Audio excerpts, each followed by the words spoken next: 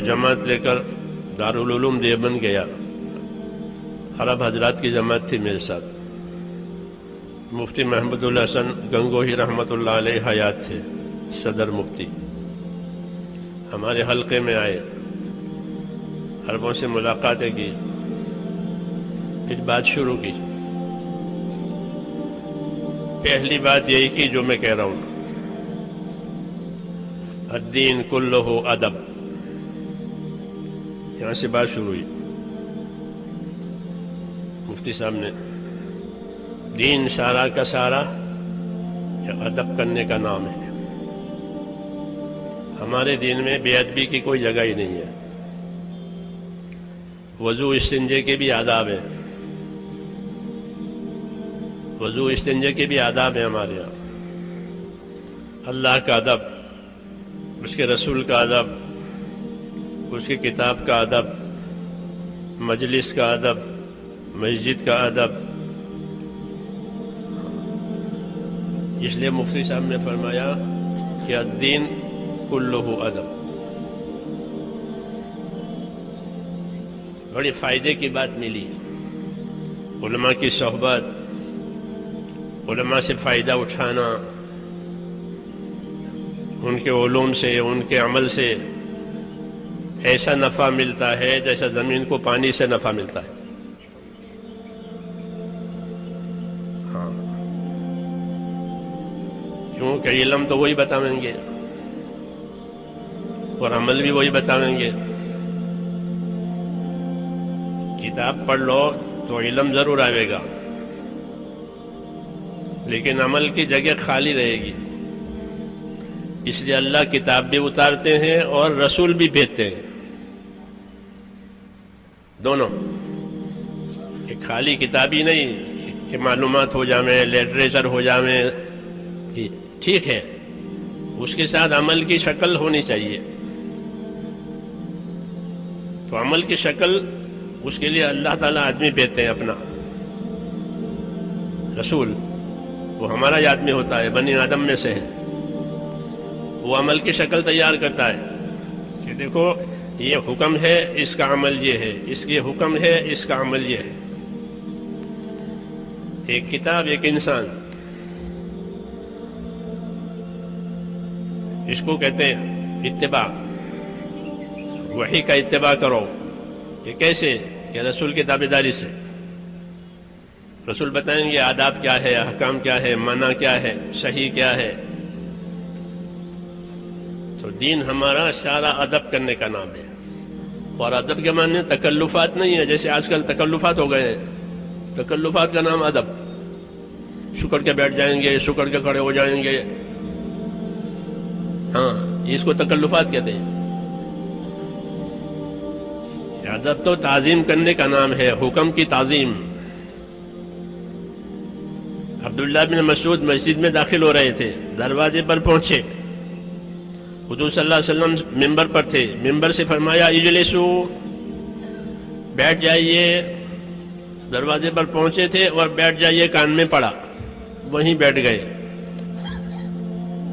کیوں؟ کہ حکم ہو گیا بیٹھ جائیے, اب چلنے کی جگہ نہیں ہے. دروازے پر بیٹھ گئے. حکم کی تعظیم ہے یہ. حضور صلی اللہ علیہ وسلم دیکھا کہ آدمی دروازے پر بیٹھ گیا ہے میری بات سن کر, تو آپ نے بلا لیا, عبداللہ آگے آ جاؤ. تو آگے آئے. حکم کی تعظیم. اور اس سے آگے ایک دفعہ ایسے ہی ممبر پر بیٹھ کے فرمایا بیٹھ جائیے. تو عبداللہ ابن رواحہ قریب کے محلے میں تھے. قریب مسجد نبی سے محلہ تھا, قریب بنو غنم کا محلہ کہلاتا تھا. مسجد کی دیواریں چھوٹی چھوٹی تھی, آواز باہر جاتی تھی. تو انہوں نے محلے میں آواز سنی, بیٹھ جائیے. وہیں بیٹھ گئے. وہیں بیٹھ گئے. کیا بات ہوئی؟ کہ حکم آیا بیٹھ جائیے. اللہ کے حکموں کی تعظیم اور تعظیم سے اس پر عمل کرنا. تو وہیں بیٹھ گئے. لوگوں نے حضور سے عرض کیا کہ عبداللہ بن رواحہ بنو غنم میں تھے, آپ کی آواز سن کر وہیں بیٹھ گئے.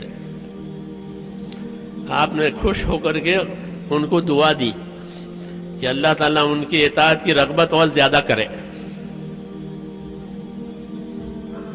بات ماننے کا اور ان کو شوق دے اللہ. تو یہ ہمارا کام ہے میرے دوستو، یہ کوئی رسمی چیزیں نہیں ہیں، آداب ہے، احکام ہے، ذمہ داریاں ہیں، اور یہ ساری کی چیزیں ذمہ داری سے اور امانت داری سے پوری کی جائے گی، تب یہ دین بنے گا. اخلاص بھی شرط ہے، اخلاص کے ساتھ کام کریں، ایک اللہ کو راضی کرنے کے لیے، اور کوئی غرض نہیں ہے. کوئی پوچھے تو کوئی نہ پوچھے تو کام کرنا ہے. ہم کو نہیں پوچھا کہ کوئی بات نہیں پوچھا تو ہم کام کریں گے. صحابہ یہ کہتے تھے کہ ہم نے اللہ کے رسول صلی اللہ علیہ وسلم کے ہاتھ میں ہاتھ دے کر قول قرار کیا ہے، بیعت کی ہے کہ ہم بات سنیں گے اور مانیں گے، جو حکم آئے گا اسے سنیں گے اور مانیں گے. کس حال میں؟ کہ ہر حال میں.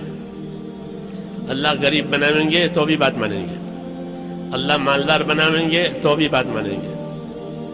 ہمارا جی چاہے گا اور کام بھی ملا تو بھی کام کریں گے اور بات مانیں گے. جی نہیں چاہتا تھا اور کام ذمے میں آیا کہ تو بھی کام کریں گے، بات مانیں گے. 4. 5ویں بات، وعلی اثرۃ علینا بایانا رسول اللہ صلی اللہ علیہ وسلم علی السمع والطاعہ فی العسر والیسر والمنشۃ والمکرہ وعلی اثرۃ علینا. یہ 5ویں بات کہ کوئی ہم کو آگے کرے تو بھی ہم بات مانیں گے، کوئی ہمیں پیچھے کر دے تو بھی بات مانیں گے، کوئی ہمیں پوچھے تو بھی بات مانیں گے، کوئی ہمیں نہ پوچھے تو بھی بات مانیں گے. یہ مخلصین کی اطاعت کہلاتی ہے. کس کی؟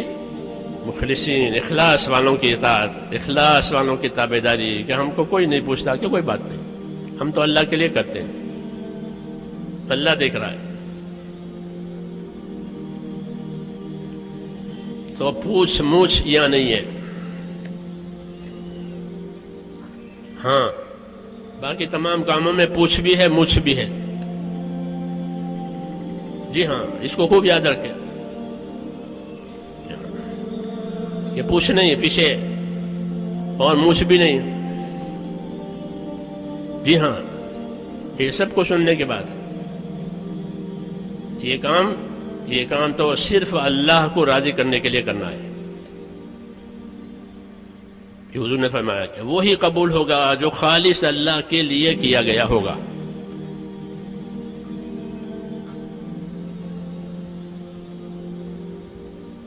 اس لیے صحابہ نے کہا کہ ان 5 صورتوں میں ہم بات مان کر کے رہیں گے. بس یہ ہم کو آگے کرے تو ہم کو پیچھے کرے تو ہم کو دے تو نہ دے تو کہ دوسروں کو دیا ہم کو نہیں دیا، پھر کوئی بات نہیں.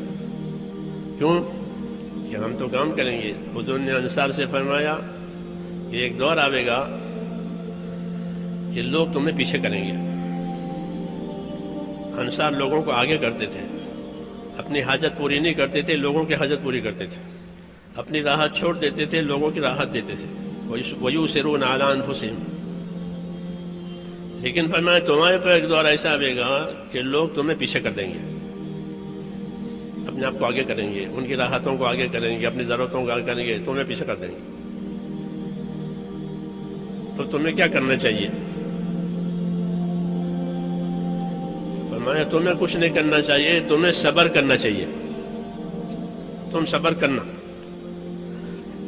ایسے دور میں تم صبر کرنا کہ نصرت تم نے کی ہے، ساتھ تم نے دیا ہے، قربانیاں تم نے دی ہے، راستہ تم نے بنایا ہے، سب کو آسرا تم نے دیا ہے، اس کے باوجود لوگ تمہیں پیچھے کریں گے.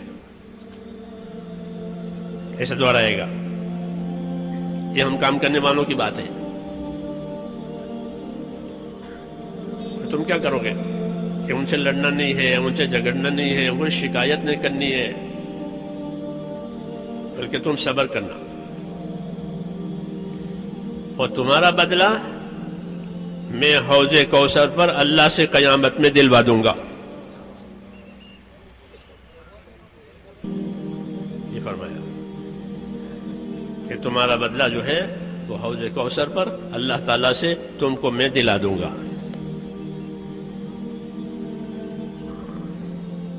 یہ ہدایتیں ہیں، بہت وزنی ہدایت ہے یہ، ہر کام کرنے والے کے لیے، ہر پرانے کے لیے، کہ وہ اپنے کام کا کوئی بدلہ نہ مانگے، کوئی اعزاز نہ مانگے، کوئی مقام نہ مانگے. جو کچھ مانگے وہ کس سے مانگے؟ اللہ سے مانگے. یہ اس کے خلوص کی دلیل ہے، یہ اس کے اخلاص کی دلیل ہے، یہ اس کے آخرت کے طلبگار ہونے کی دلیل ہے. یہ آخرت چاہ رہے تھے. یہ بہت وزنی ہدایتیں ہیں حضور صلی اللہ علیہ وسلم کی ہمارے لیے، اس لیے ان ہدایتوں کا اپنے آپ کو پابند کرنا ہے. پھر اتنی خیر ہوگی، اتنی خیر ہوگی کہ دشمنوں کے دلوں میں سے دشمنی نکل جائے گی، اور ہدایت کا نور ان کے دلوں میں آ جائے گا. یہ ہوگا.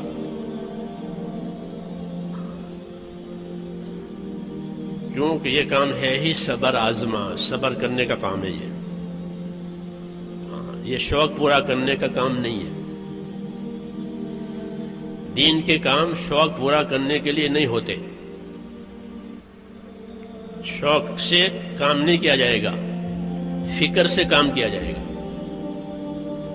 جیسے قرض دار کو قرض کی فکر ہوتی ہے، میرا قرضہ ہے، مجھے دینا ہے، تاریخ آ گئی ہے، تو وہ فکر مند ہو جاتا ہے. اس کو نیند نہیں آتی، اس کو نیند نہیں آتی. فکر ہے،